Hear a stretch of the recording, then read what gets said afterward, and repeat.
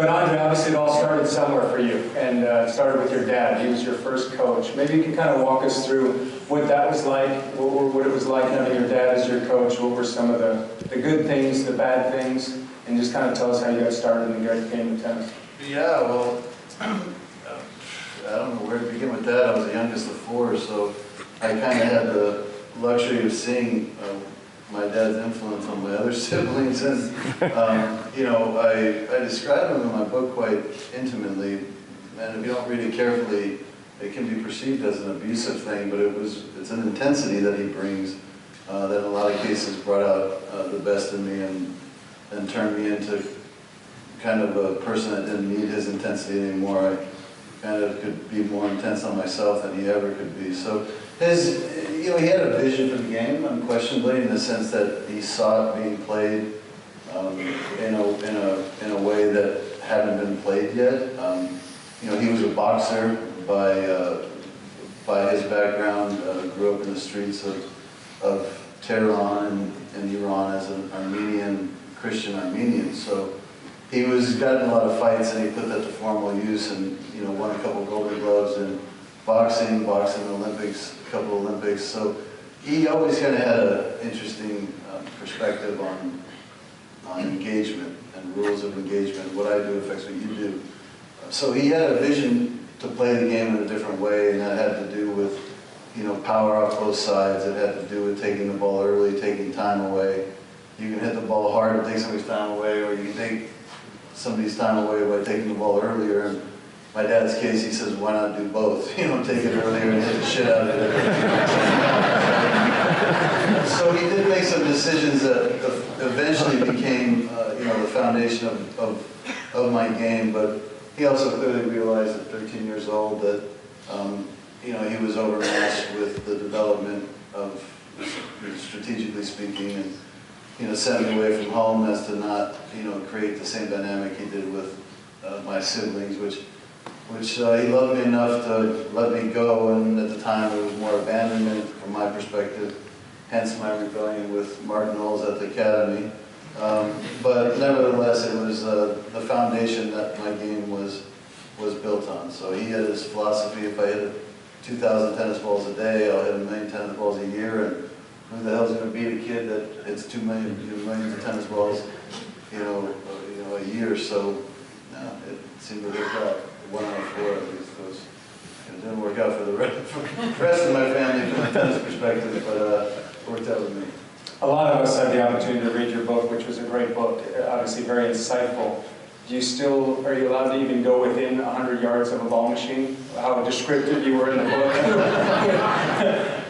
Yeah. I mean, he was also ahead of his time in that respect too. I mean, tennis is a sport you can't recreate, the same shots. So if you're going to work on something, it's hard to. And the ball machine is a great tool for technique and for repetition and for working on one particular feel. And you can get kind of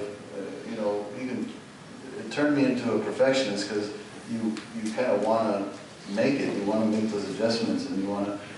So I would go through that as a child over and over again, all the different shots, and it's not something that I would advise at a certain level, but when you're learning the game, it is a powerful tool, but I definitely break out in hives if I see one. One thing that's interesting, obviously, it was probably hard for you to come to terms with that at such a young age, kind of that mad scientist approach from your dad. Are there any life lessons that you learned kind of off the court from your dad that you've kind of taken into your life? Well, I mean, I think we all kind of have big decisions to make as we, raise children and kind of think about the things that were given to us and the things that weren't given to us. And then I think we've all can fall victim to giving our kids all the things that we never had, that you might neglect giving them the things you actually did have, And so I wrestled with that a lot. I mean, I think my dad taught me a lot, and in a lot of cases he taught me what I don't want to be. What I don't want for my children, for me it was always about choice. I never had it. Tennis was my life, and that's the way it was going to be. And that disconnect stayed with me, throughout my childhood, which led to success as the only way for me to hopefully get out of it, and that success put me on a world stage that, you know, people started telling me who I was when I didn't even know myself who I was. So, you know, there was a huge disconnect with that choice. So what I learned from my father that I wanted to kind of implement my children is it's not about any intensities or holding them accountable, you know, to the things they claim they care about. It's, you know, it's about making sure you understand what's important to them, and then make sure their days reflect what they claim is so important. And I think that's been the big learning curve, you know, for me when I look back at my childhood, because it wasn't the work ethic that was the problem. It was doing something that I didn't want to do, something that I didn't connect to, and that I happened to be good at. That was my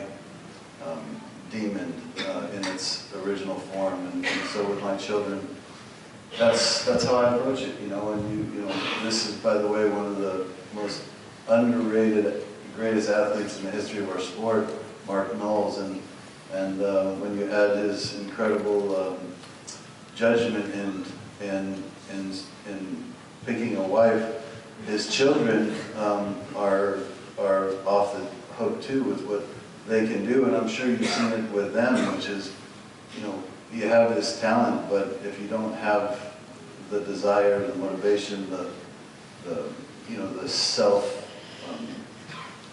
engagement, you know, it's not necessarily a great experience, you know. So I want that for my kids. I want that ownership for them to have in their own life.